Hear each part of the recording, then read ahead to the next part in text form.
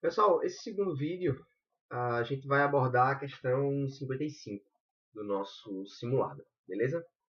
Bom, ela dizia assim: a tutela de urgência, presentes os demais requisitos legais.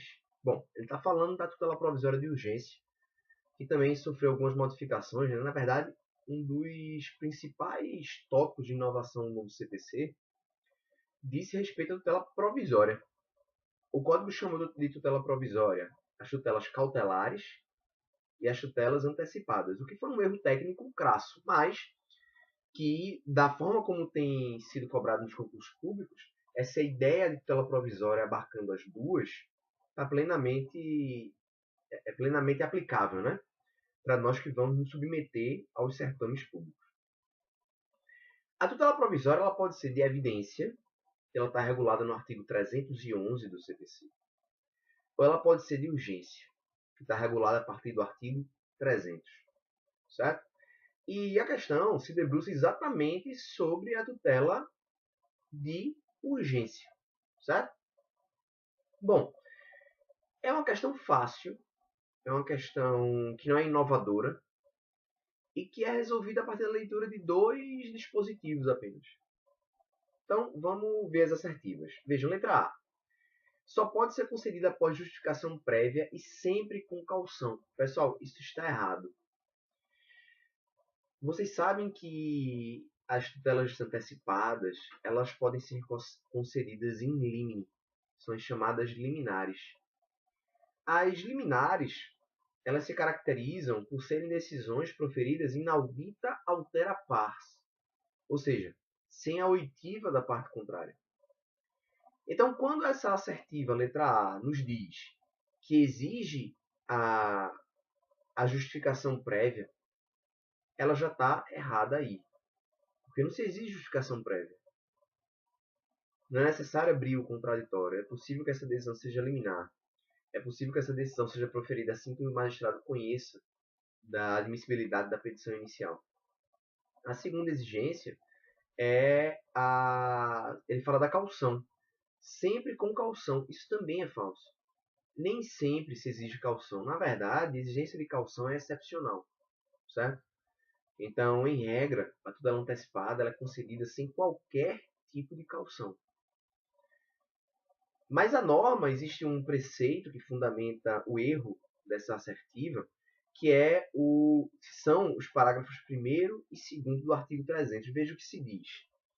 Para a concessão da tutela de urgência, o juiz pode, conforme o caso, exigir caução real ou fidejussória idônea para ressarcir os danos que a outra parte possa vir a sofrer, podendo a caução ser dispensada se a parte economicamente hipossuficiente não puder oferecê-la.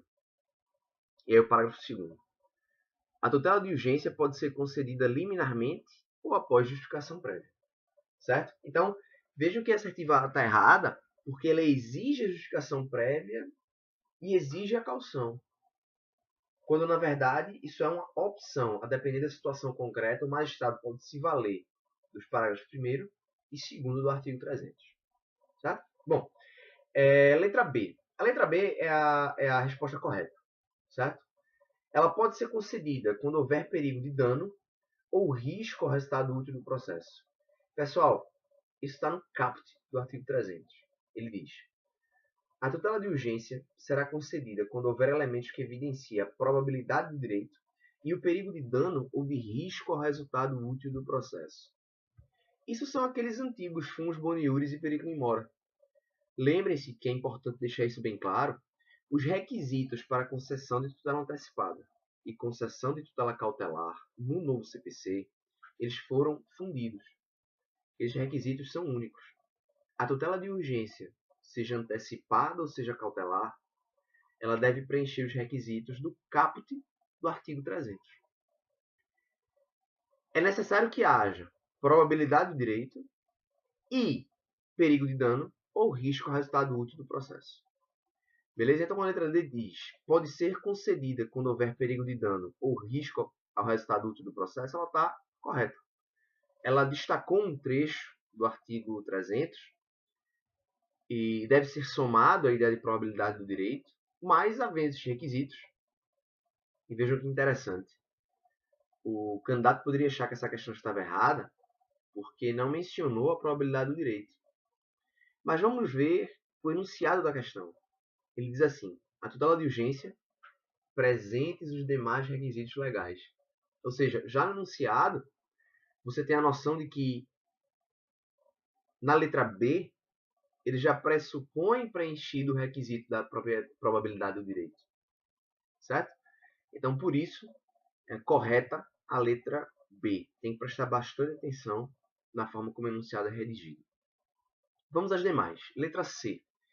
Será concedida quando houver perigo de reversibilidade dos efeitos da decisão. Pessoal, essa norma é antiga. Essa norma já existia no artigo 273 do Código de 73, do Código Revogado.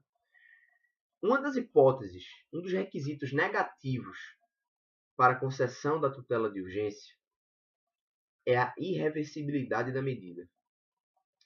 É que a tutela antecipada de urgência é uma tutela provisória. Ou seja, ela não foi objeto de uma cognição aprofundada. Ela não foi objeto de uma análise robusta sobre o mérito da causa pelo magistrado.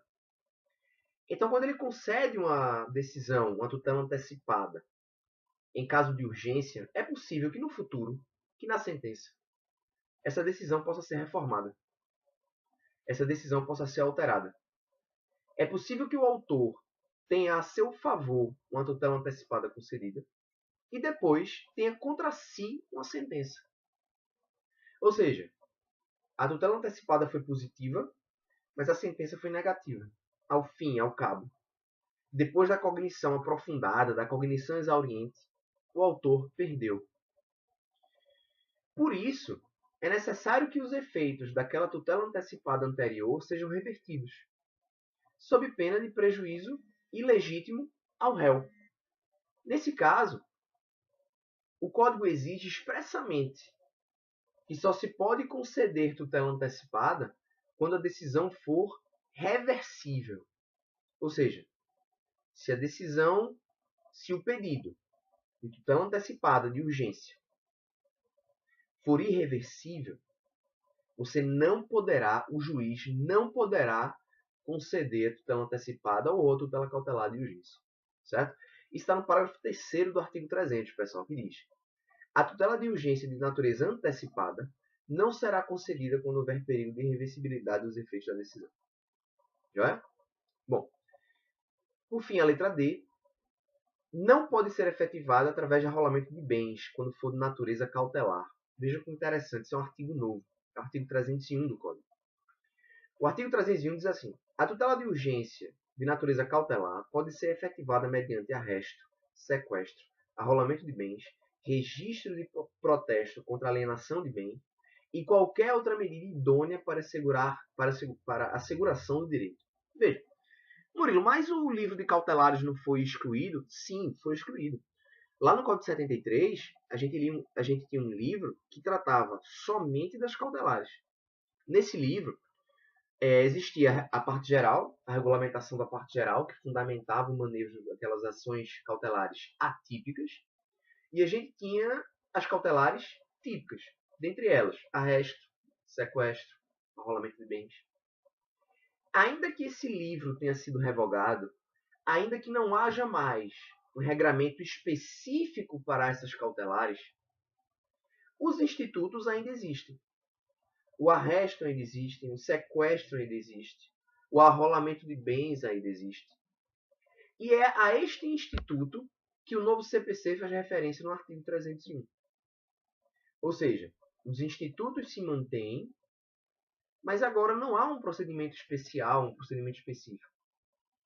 Eles se mantêm todos regulados pelo procedimento geral da tutela provisória.